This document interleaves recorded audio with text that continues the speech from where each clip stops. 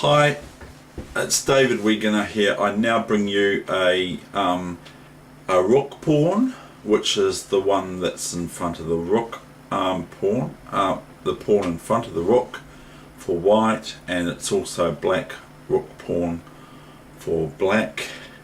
Okay, and so I bring you this position here that the bishop is of the right correct colour for the queening square. Now if it's the opposite colour of the queening square for the pawn, not a bishop's, not to promote it to a bishop or something, but to promote it to a rook or queen eventually, then the if it's the wrong colour, then the opposing opponent can draw if they know what they're doing.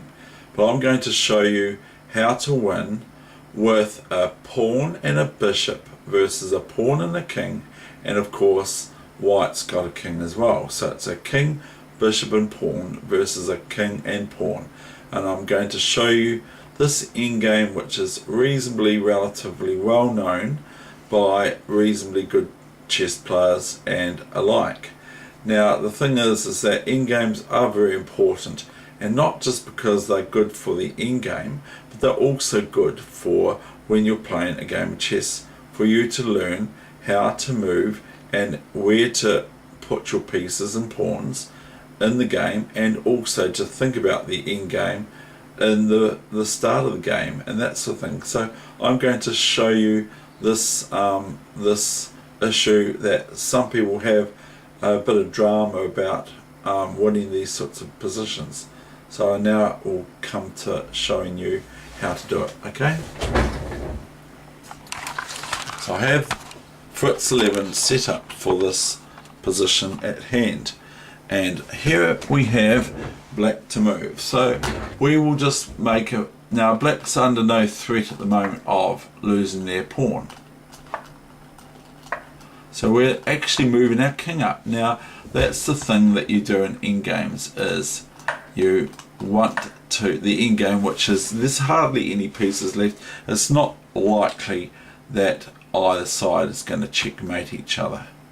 Now if a king goes here, that's a big mistake, because then all of a sudden white gets in here and gets in behind this pawn, eventually wins it and then pushes it.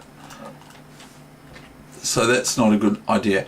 Black wants to stay in the vicinity of their passed pawn, their pawn, not their passed pawn. They want to stay in the vicinity of here, around here, because this pawn, if the white king wins this pawn, because the bishop's not going to win that pawn on the white square, the bishop can't win it, and the pawn's not able to take it either, because it's not diagonal from it. So it has to win it with the king. So that's the idea that white has in mind here, and black on the other hand wants to prevent that from happening. Now here we've got straight away the opposition.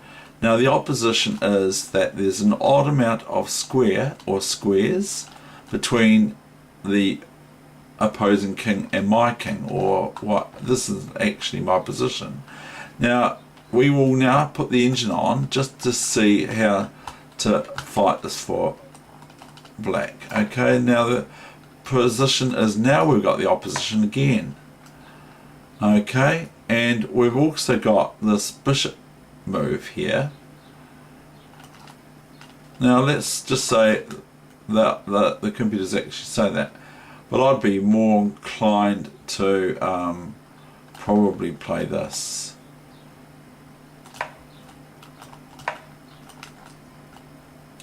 Am I? Okay, right, I might not be. And okay, I'll go here, and then they can go doing this triangulation, you see, they can go king g7, king here, so it's a sort of a triangle, isn't it? They've gone in a triangulation sort of move. Now I've gone king f5, and now I want to play a move just like this. Okay, now this is just a little bit mean to black, because black now has to sort of like go, well, where do I go? I can't, I want to keep contact of defending my H pawn here. Because so this is just a wee quiet move that, because you've got this piece, you don't have to move your king, you can also move your bishop, you see, as long as you're not going to lose that pawn to black. You can move this bishop as a sort of a waiting move, but also as a preventative move, because white will not have to worry about moves like this, or moves like this, or moves like this, or moves like this, or moves like that, because black cannot play them.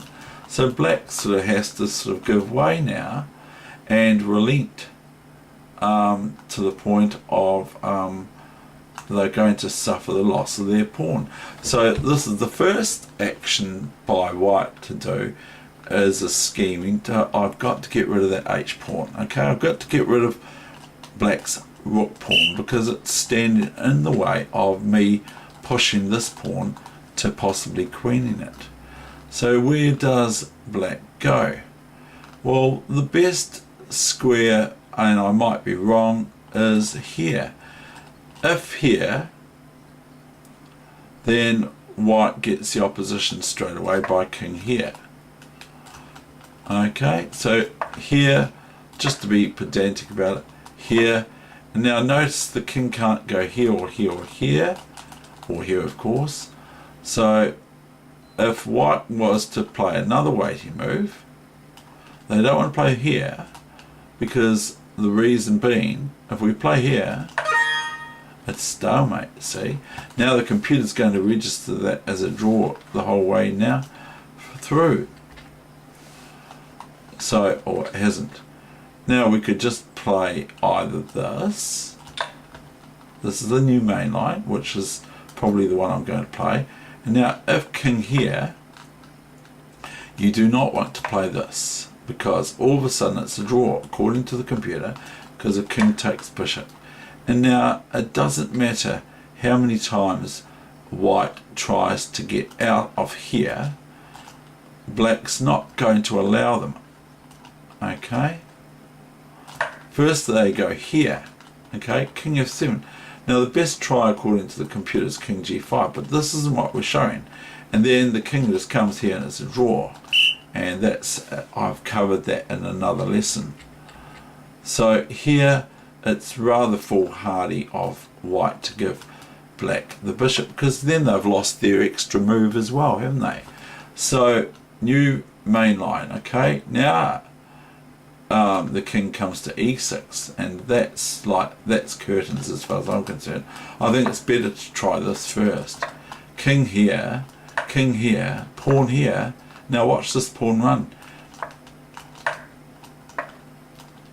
and that's how you win. Now I will want to show you now putting the bishop on the white square and the pawn on the black square. Okay, so I'll just vary on this position somewhat, and I'll go back to the start, and I'll put the white pawn on, let's just put it on h3, and let's put a bishop on g4, and let's put a pawn on h4, and let's put the king, not the pawn, let's put the king on a1 again. Let's put the king, not that one, we want a black king, otherwise and a king, black king and a king. Okay, now it doesn't really matter whose move it is here, but this is already reported by the computer as a draw. Now let me show you how. Let me say we'll just play along with the computer. We'll just play the moves the computer plays. I'll play this first. I would. The computer's saying bishop c8, king f6, king here, king here, king here, king here, king here, king here, stall 0.01. Why is it 0.01? Because white has got a bishop up, I suppose, so that's probably where the point comes into it.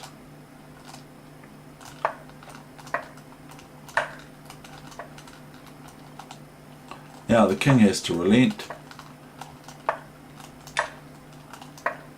Well, we'll go actually here. So now if we want to get the opposition again, this is how we do it, possibly.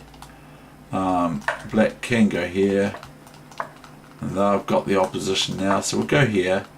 And now notice this. Now, right, now, say for instance, I go here. That's all good. I can't go here, can I? Stalemate. So we can't do that. So black goes to the corner and sort of like hovers there like a hovercraft. Just stays there and doesn't want to move. Now, if the king, if the pawn moves here, new main line, and the king moves here and bishop here, the same thing. If the king moves here, then this is a win for white. What happens if the king moves here? Is that still a win for white? Yes, it is, because now the pawn can move here as far as I'm concerned. Now what's black going to play now? So that's no good, see? So what I'm saying is that it would be a blunder for the black king to come here or here. We'll see if it's the same with the computer, still the same.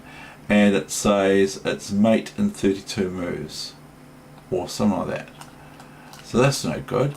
What about king f7? It says mate in 31 moves. I don't know why, but it just does. So black just goes here, and so they threaten white with stalemate. I can't move. And what does that mean? I can't move.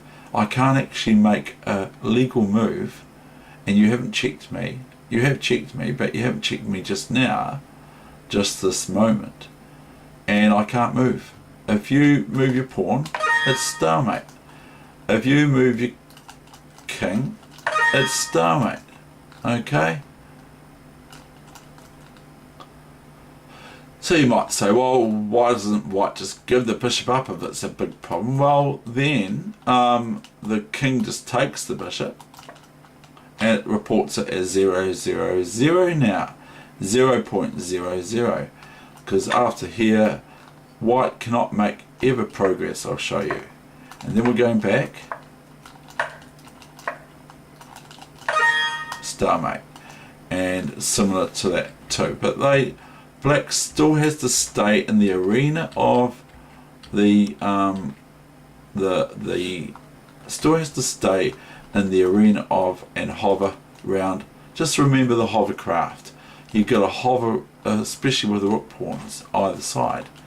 So if this bishop is the wrong colour for the queenian square, which is the queenian squares there, then white cannot generally win it. There are going to be cases where you can win it. I've already shown them. And there'll be variations on that as well. And there might be instances that black just cannot reach these two squares here with their king. So they're not to go out here, because then it's an instant loss.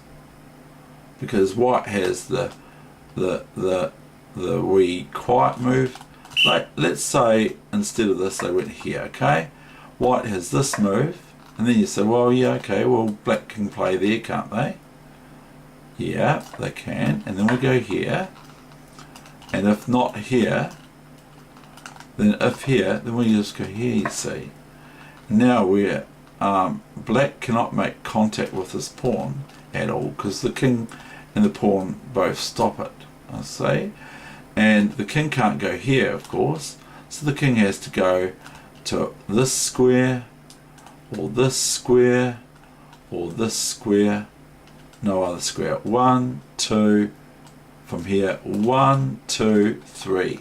And then the king, if the king moves here, or here, or here, then the king can, I'll show you.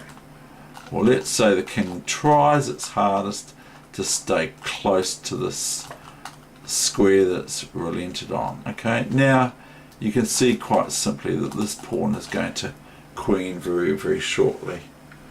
So we will go back, just sort of recapping. Here after bishop check is the best move is this, new variation.